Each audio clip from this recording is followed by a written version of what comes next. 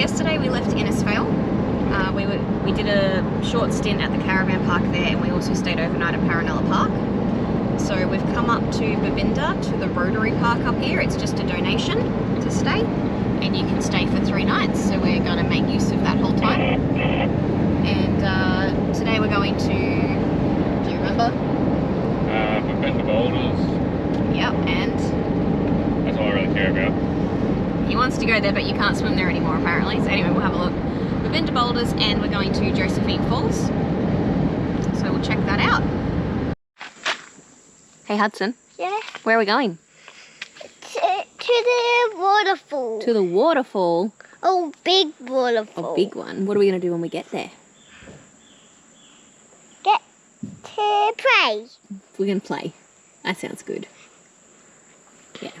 And eat. Oh, and eat? Sounds like a good plan. What national park are we in? What'd you say? Wooranuran? Wooranuran? Something like that. It's... Where's it? It's Wooranuran. Wooranuran. Yep. So, good times. So what have we got? We've got Bottom Pool, Middle Creek, Waterfall, Rock Slide.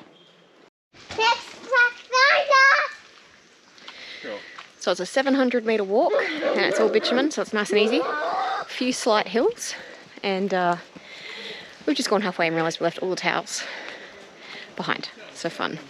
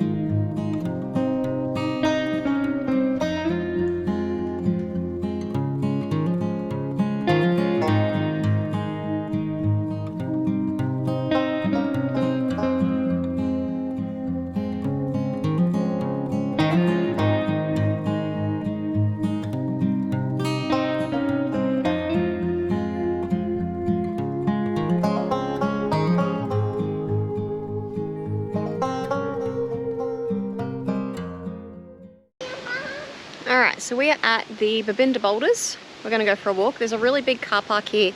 There's also caravan parking, so if you come down here with your van, that's all good. And there is actually this massive space to turn around, so if for some reason there's no parking or whatnot, the car park's pretty big. It's a massive turnaround area. So you'll be all good on that front, and there's toilets and change rooms as well. Alright, the Devil's Pool Walk. Swimming is prohibited. The creek has claimed many lives. The wet rocks are very slippery. Cool. Let's go have a look. Oh,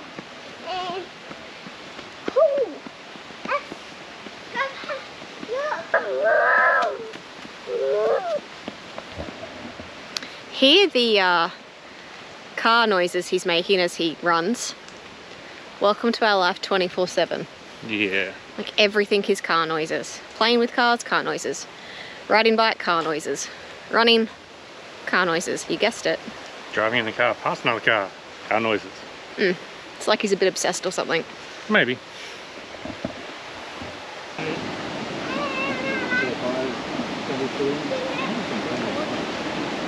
I'd say it would.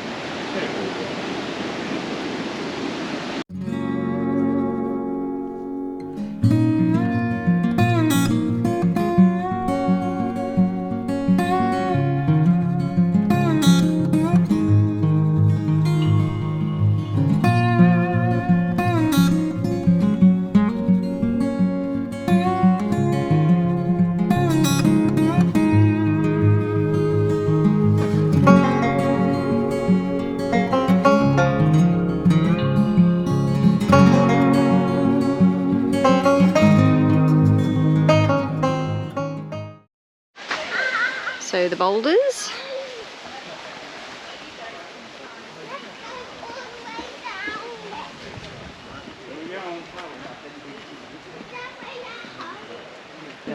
Well, I'd say that because that's August.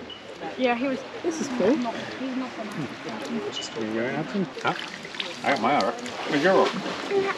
Hi, I'm yours. Thank you.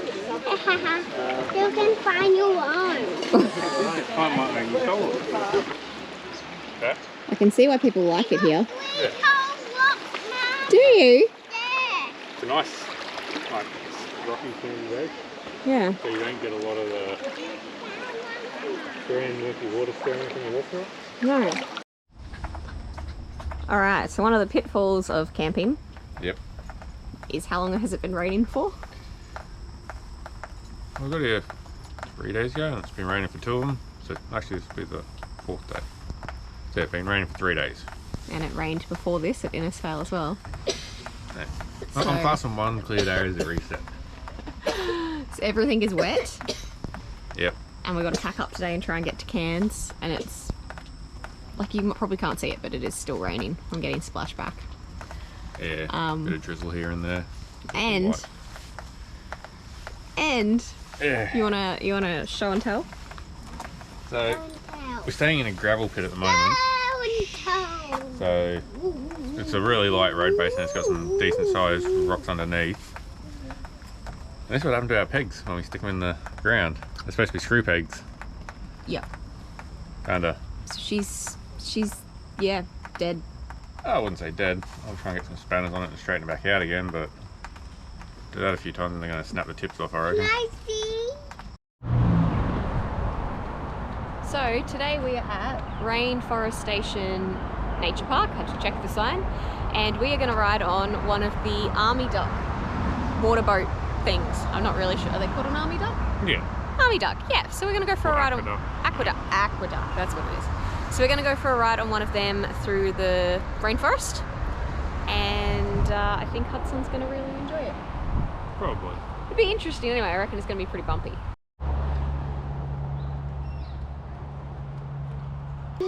How about we head into the rainforest? Sounds good? Alright. They only get to about 6 metres long, probably more actually. There's a lot of big specimens that have been out there. Like them. Are you excited? That was a 5-metre snake, and that was pretty big. Had 4 people holding it outstretched. Yellow sign there on the right too, letting us know. Okay, here we go into the forest.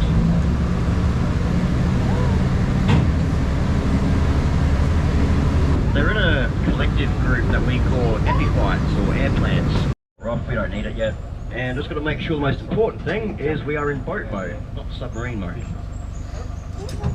Okay, here we go.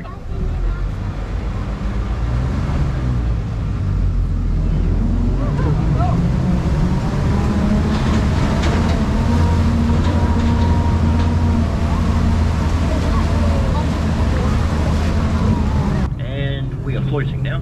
Not really going to be going anywhere from here. So we're not an army duck really, we're a sitting duck. We can change that, but as I said, I left the propeller off, so we'll pop that into play. Maybe. There we go. Just got to line the gears up. Old crash box that it's attached to, the like a transfer case. Drops the prop shaft into the back of the gearbox, and we're using the engine via the gearbox to drive the propeller and the wheels. Everything's driving now, all 6 wheels, but you're just free spinning at this point. So we're floating. Propeller's doing all the work, but just in case we go to exit the water all of a sudden, the wheels are still spinning, so that makes this a nice little easy transition.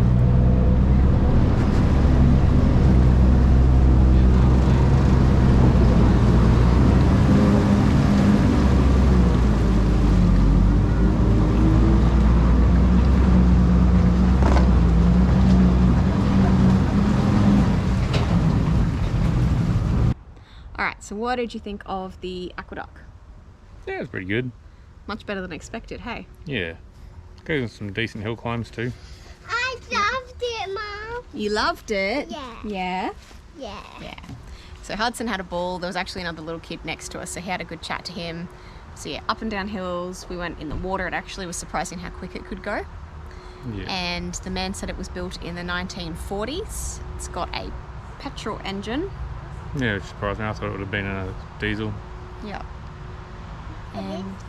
And yeah, no, it was really cool. It was a bit hard to film because you couldn't film outside of the boat, obviously. Yeah, not supposed to hang your arms out because you pretty much got the duck rubbing against trees as it drives past. Yeah, and they did a big talk about all of the plants in the area, which I normally find super boring, but they talked about all the spiky ones and the dangerous ones and the, ones that make you itch and stuff. So that was actually interesting. Yeah. So yeah, highly recommend. Put it on your list.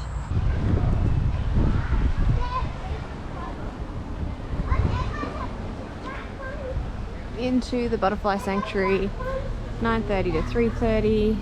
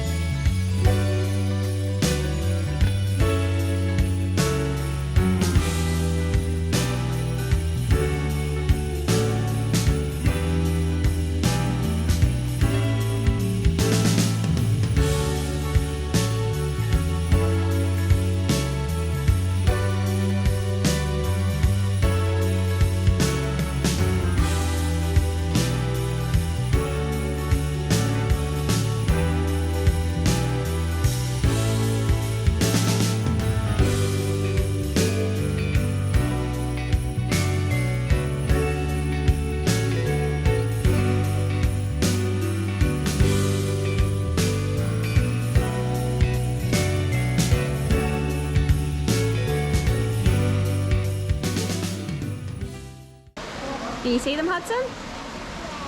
Yeah.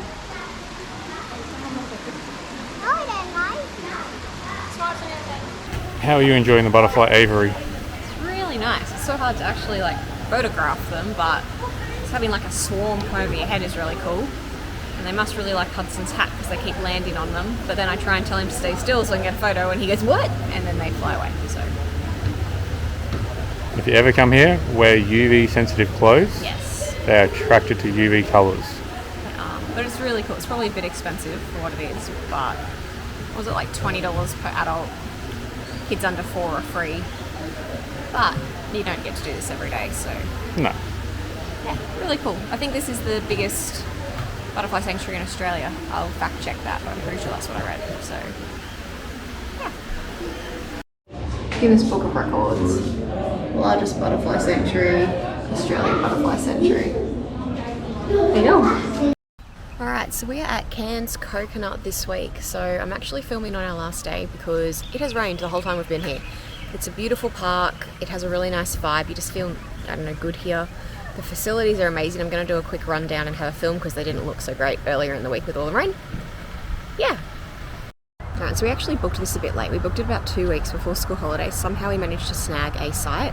They only had tent sites left though, no caravan sites. So that meant we only had to pay $59 a night before the Big 4 discount. So I think it went down to about $55 a night. Compared to the caravan sites where everyone was paying $110 a night. So I really recommend you book a tent site if you can do it. It said there was no power and water, but we got there and there was power and water. And the sites were actually really long. We've got an 8-meter caravan and a cruiser, and we could, put everything on the site quite easily.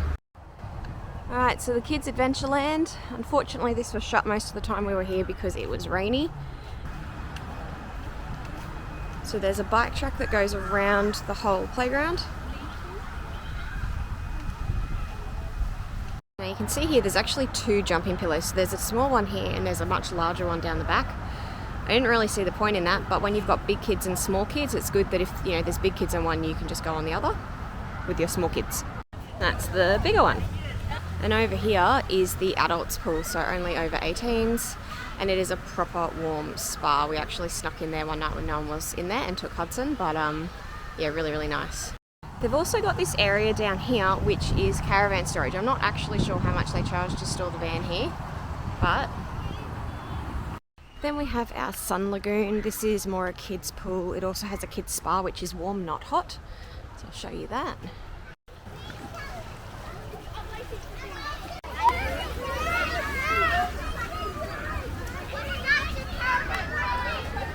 Okay, so we've run into our first real issue with our car at the moment.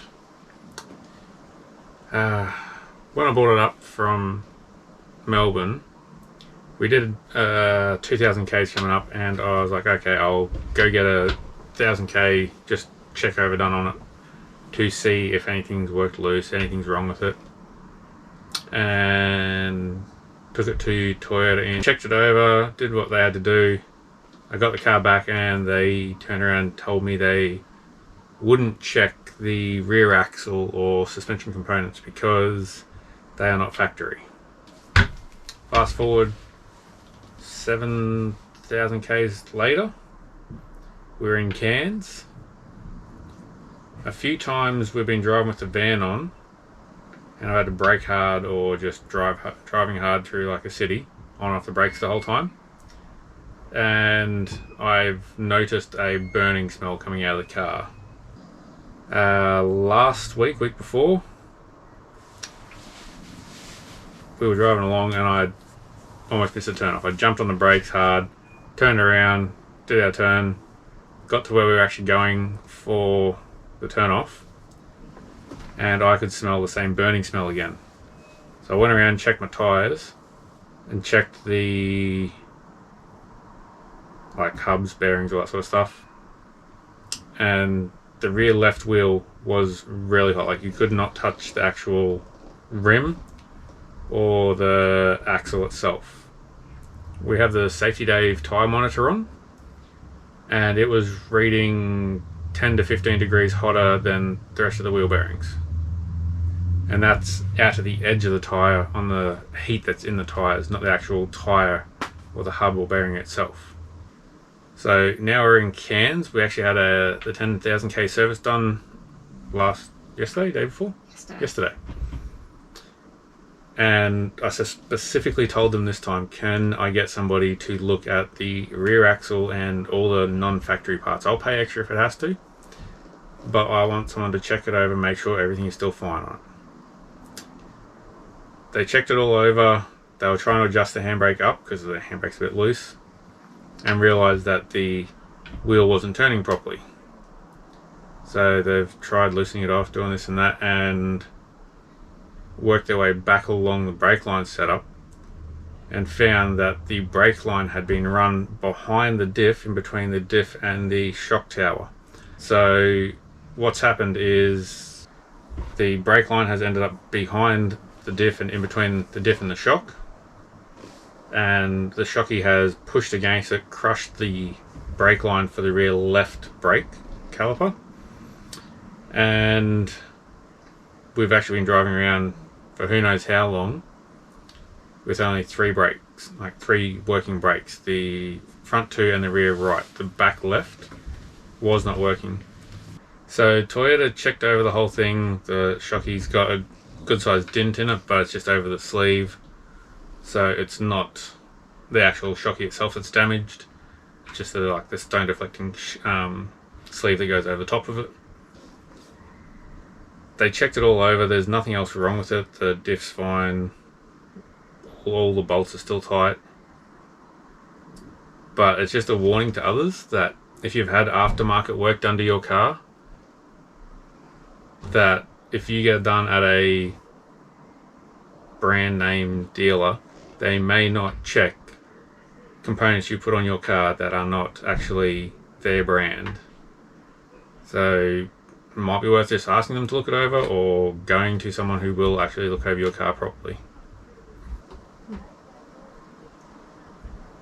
Be safe. Thanks for watching. If you liked our videos, like, subscribe, all that fun stuff, and we'll catch you on the next video.